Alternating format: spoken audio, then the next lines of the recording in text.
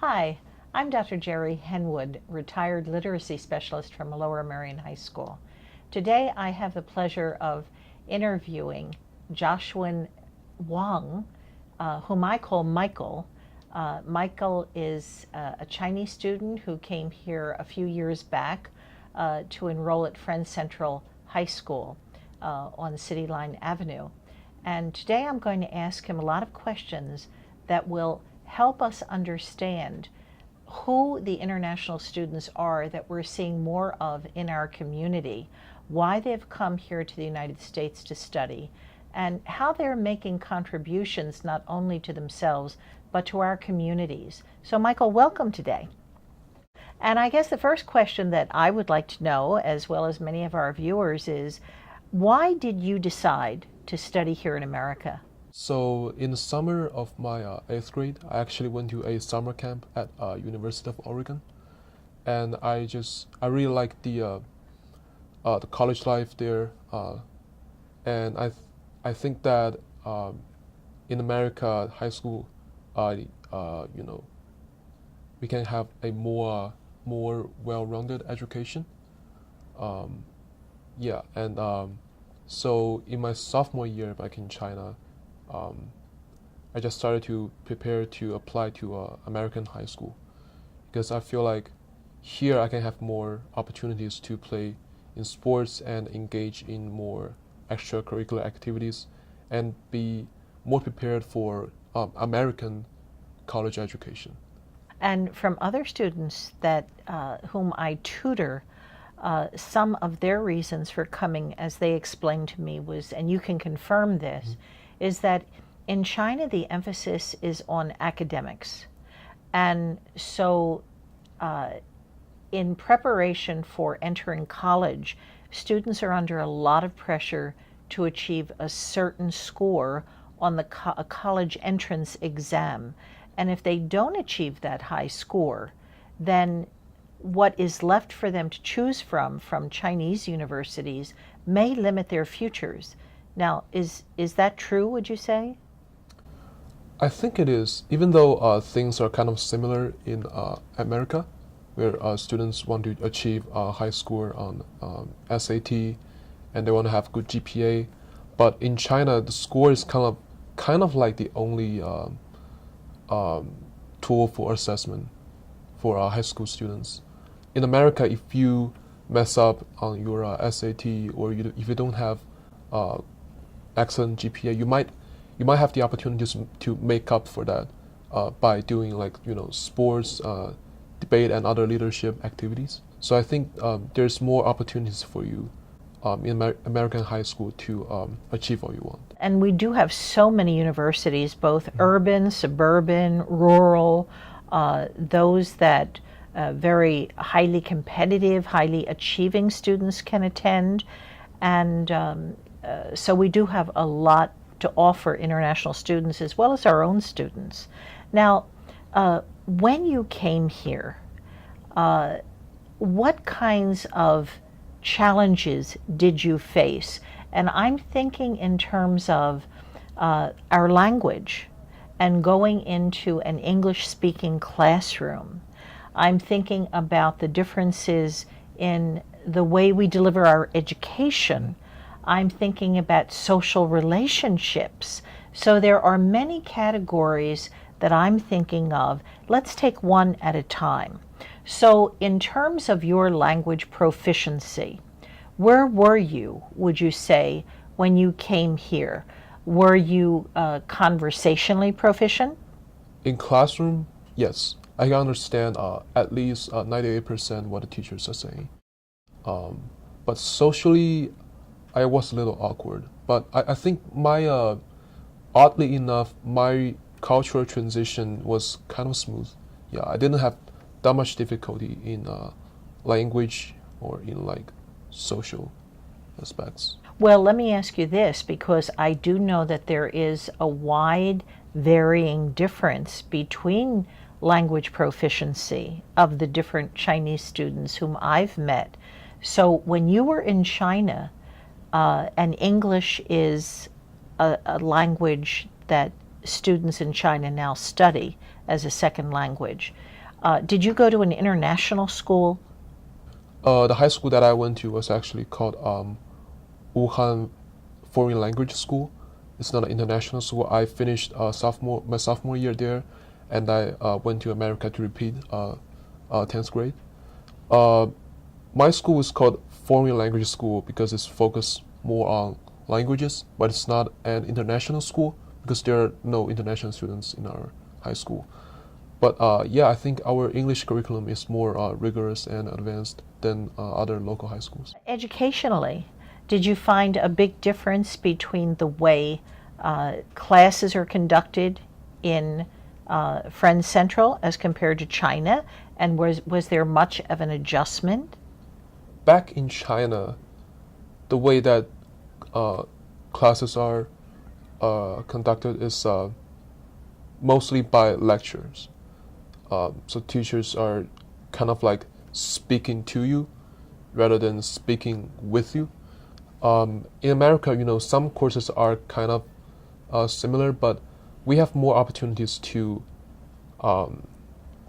have discussions among peers and with teachers. We can have more opportunities to express, different opinions on different subjects.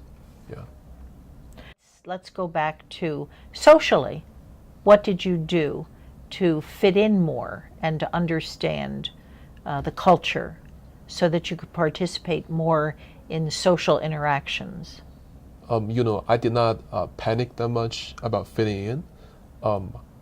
I just focused on being myself and actually find things that I really like in the current American pop culture. Like I found myself, I really got into like Drake's music and Rihanna's music, and yeah, and starting from there, I also like I was a really big NBA fan, and this past few years I had several few superstars that I really like. So yeah, that got me have much more common topics that I can talk about with my friends. Yeah. And what about our educational system? Did you find it easy to interact more in these classes? Yes, in classes I find it very interesting to interact with the teacher because I find it like very comfortable that I can speak pretty much whenever I want and with the teacher, because teachers feel more like my peers rather than someone that is above me. But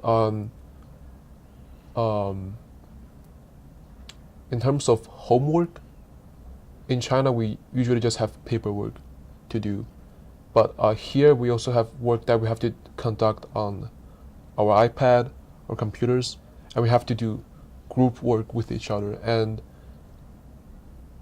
I think that is kind of like a brand new experience for me, because I really got to learn to work with my classmates, and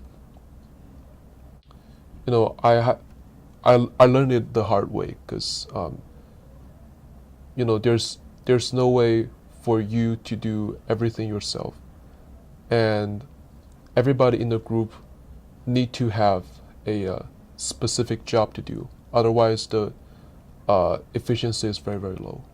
Yeah. What about the language? Because I invited you here today because your spoken English is excellent, and having worked with you in writing, your written expression is excellent. How did you continue to develop your English language proficiency? Well, I guess reading extra books really played a very important role in the progress that I made in my writing skills. One of my favorite book is The Great Gatsby. Yeah, and I really like the topic of American dream and how that's viewed as a pipe dream in this hierarchy of a social system, especially for the people at the bottom.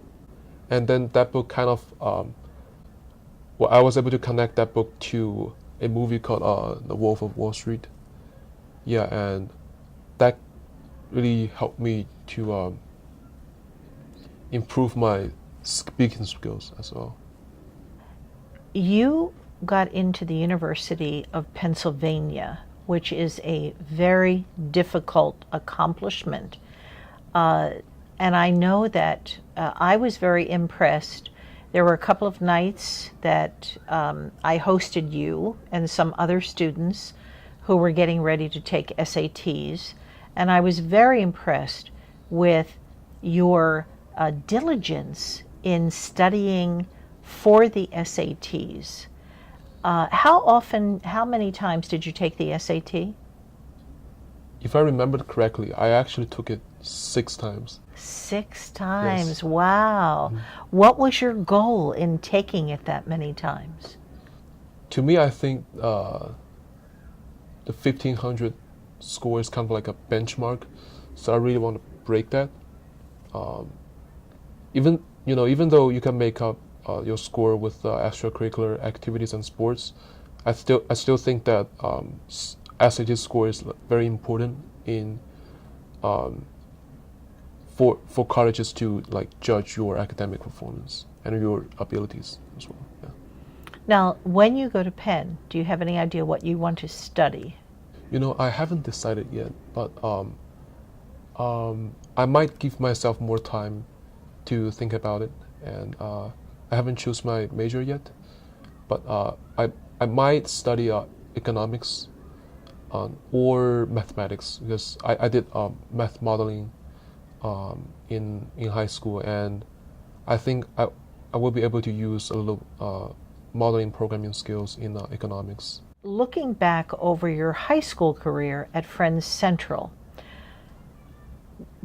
were you involved in community service? Yes, I spend 2 hours every week to do volunteer work at a residential house called Bris Shalom House, and we usually just chat with the residents there, because most of them are elderly residents, and we chat with them about American culture, and we actually taught them about Chinese craft work and Chinese music. The goal for our work is to make their life more engaged in different activities. And what were some of the things that you derived yourself personally from doing this community service? To me, it was kind of like a history class, because they lived so much longer than I do, and I think each one of them kind of represents different aspects of American culture back in the days. Would you have had that opportunity to do community service had you stayed in China, in the Chinese high school? Yes, I will, but it will be very difficult to find the opportunities to do it, and also Chinese high schools don't really tend to encourage students to do that, because they want to still spend more time focusing on our academic performances. The parents of the Chinese students who were here sacrifice a lot to send their children to American high schools. Could you explain what your family had to do in order for you to attend Friends Central?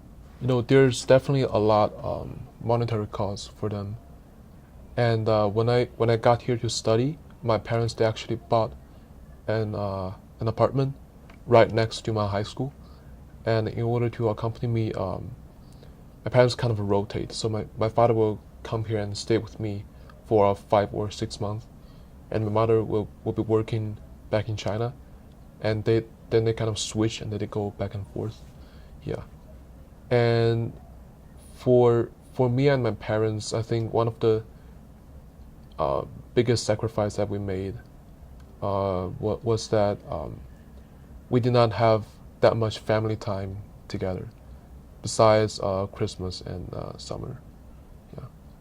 Michael, in recent years, there has been a real uptick in the number of international students, whether from China or India or other countries. coming to the United States for high school education and then going on to our universities. What would you say accounts for this recent uptick in the numbers coming? Well, I think that in the past 20 years, the economic boom in China really gave Chinese people a lot of opportunities. And I think that our parents' generation, they are much wealthier than the generation before them, and they have much more resources.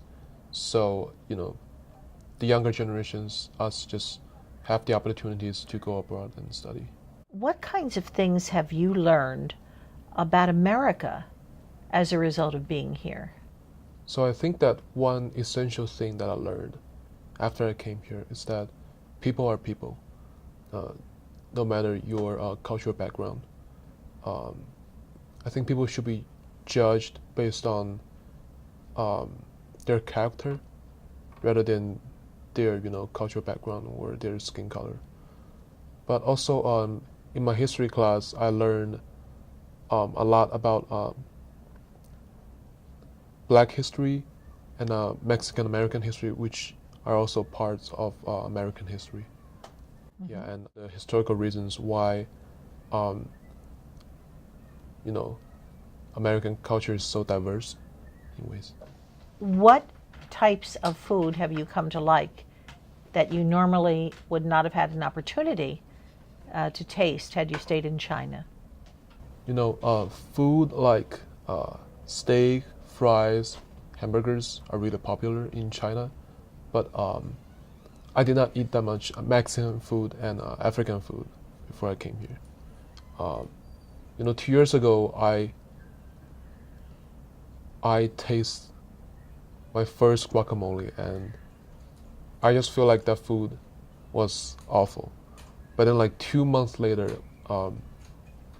I just kind of gradually got into Mexican food and guacamole, tacos. Yeah, I really like it.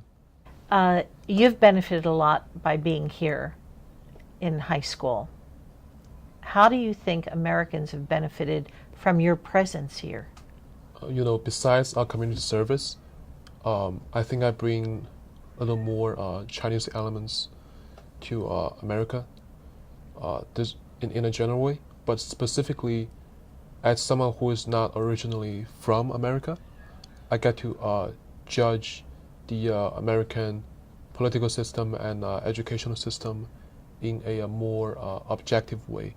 And I think that I bring a different perspective to, whether it's class discussions or whether it's on a dinner table, yeah, whether it's meetings with other American people, yeah.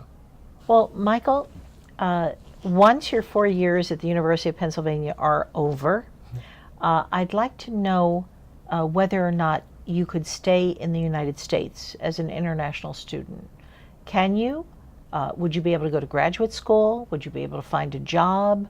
Or would you have to go back to China? After the Trump policy, correct me if I'm wrong, I heard that we only have 3 months after undergrad graduation to find a job, or else we cannot stay here. We have to go back to China. Mm-hmm. But my original plan is to study in a graduate school, probably in a business school. I haven't decided yet. Okay. Well, I want to thank Michael for coming today. It's been a pleasure interviewing you, and I wish you the best at the University of Pennsylvania come late August when you have to report. Thank you very much. You are watching Radnor Studio 21, an arts, educational, and entertainment station proudly serving the main line and greater surrounding area.